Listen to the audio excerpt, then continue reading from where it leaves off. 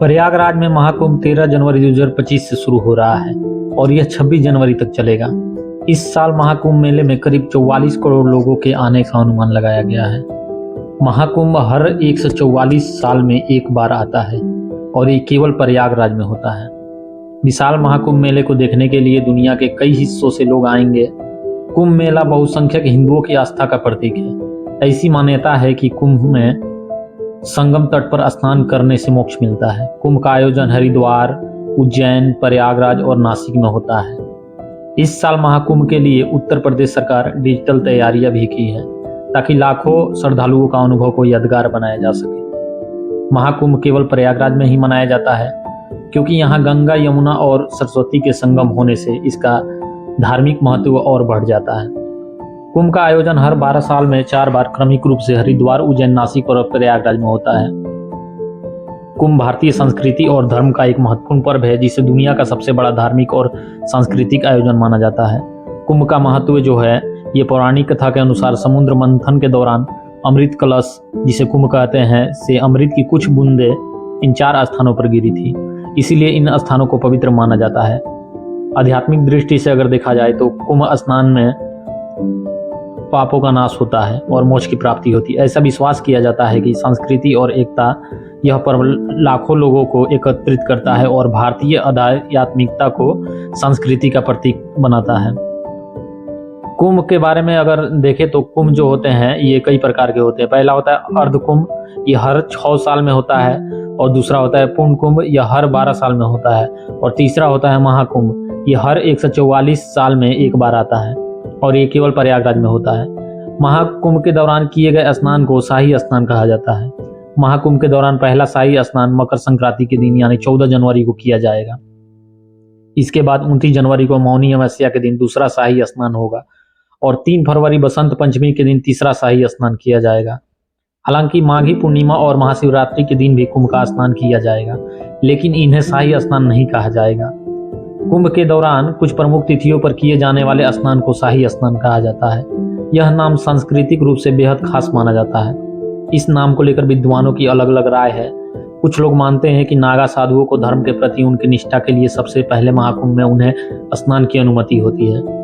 नागा साधु इस दौरान हाथी, घोड़े और रथ में सवार होकर गंगा स्नान के लिए आते हैं, यानी राजाओं की तरह उनका ठाट बाट देखने को मिलता है। माना जाता है कि नागाओं के इस शाही लश्कर को देखकर ही महाकुंभ के पवित्र स्नान को शाही स्नान नाम दिया गया था। महाकुंभ 2025 का आयोजन आध्यात्मिकता और आधुनिकता का संगम बनकर उभरा है। यह विश्व भर के लिए आकर्षक का केंद्र बन चुका है, जहाँ केवल तीर्थयात्री और संत ही नहीं बल्कि विदेशी मीडिया भी इसे कवर करने के लिए विशेष रूप से तैयार है। दुनिया के 82 देशों से मीडिया समूहों ने महाकुंभ के कवरेज और लाइव टेलीकास्ट करने के लिए आवेदन किया है।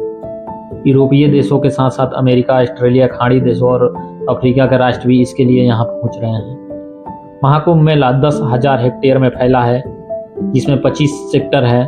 सीएम योगी ने बताया कि कुंभ नगरी में 1.5 लाख से ज़्यादा टॉयलेट बनाए गए हैं। कुंभ मेला में महाकुंभ मीडिया सेंटर बना है, 56 थाना क्षेत्र बने हैं और 5,000 एकड़ में पार्किंग बनाई गई है।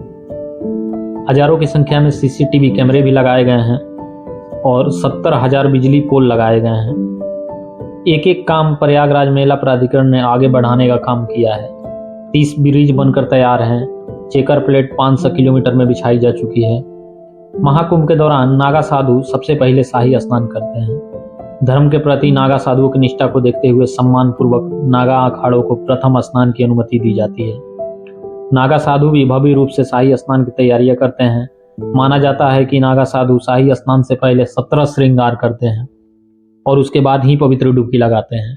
नागाओं के 17 श्रृंगार जो है इसको हम देखते हैं तो पहला है भभूत, दूसरा लंगोट, चंदन, पैरों में क्रीड़ा, चांदी का, लोहे का, पंचकेश है, अंगूठी है, फूलों की माला है, हाथों में चिमटा है, माथे पर रोली का लेप है, डमरू, कमंडल, गूथी हुई जटा, तिलक, काजल, हाथों का कड़ा, विभूति का लेप और रुद्राक्ष है। ये 17 श्रृंगार हैं। नागा साधुओं के लिए महाकुंभ का मेला बहुत अहमियत रखता है, इसलिए 17 श्रृंगार करके नागा साधु इस दौरान पवित्र नदी में डुबकी लगाते हैं। महाकुंभ के दौरान ही 12 साल के कड़े तप के बाद नागा साधुओं की दीक्षा भी पूर्ण होती है। नागा साधु महाकुंभ में तब डुबकी लगाते हैं जब उनकी साधना पूरी होती है और उनका शुद्धिकरण हो चुका होता है। इससे ठीक उलट आम लोग गंगा में डुबकी लगाने के बाद शुद्ध होते हैं। महाकुंभ 2025 के लिए सरकार ने व्यापक व्यवस्थाएं और सुविधाएं सुनिश्चित की है ताकि यह आयोजन सुगम और सुरक्षित हो सके। यहाँ कुछ प्रमुख सुविधाओं के बारे में हम लोग जानते हैं। आवास और रुकने की व्यवस्था, टेंट सिटी, गंगा तट के आसपास विशाल टेंट सिटी का निर्माण जिसमें साधुओं, श्रद्धालुओं और वीआईपी के लिए अलग अलग व्यवस्था है। धार्मिक धर्मशालाएं और लॉज, अस्थायी धर्मशालाएं और लॉज बनाए जा रहे हैं। ई बुकिंग की सुविधा की जा रही है। आवास और टेंट बुकिंग के लिए ऑनलाइन पोर्टल भी शुरू किए गए हैं। यातायात और परिवहन, फ्लाईओवर और सड़कें, प्रयागराज में नई फ्लाईओवर और चौड़ी सड़कें बनाई जा रही हैं। शटल बस सेवा, संगम और अन्य स्नान घाटों तक निःशुल्क बस सेवा की व्यवस्था की गई है। रेलवे और हवाई सेवा की व्यवस्था यहाँ की गई है। अतिरिक्त ट्रेनें और हवाई सेवाएं चलाई जाएगी। पार्किंग जोन, बड़े पैमाने पर पार्किंग क्षेत्र विकसित किए गए हैं। मोबाइल अस्पताल और एम्बुलेंस, हर स्नान घाट पर चिकित्सा की सुविधा की गई है।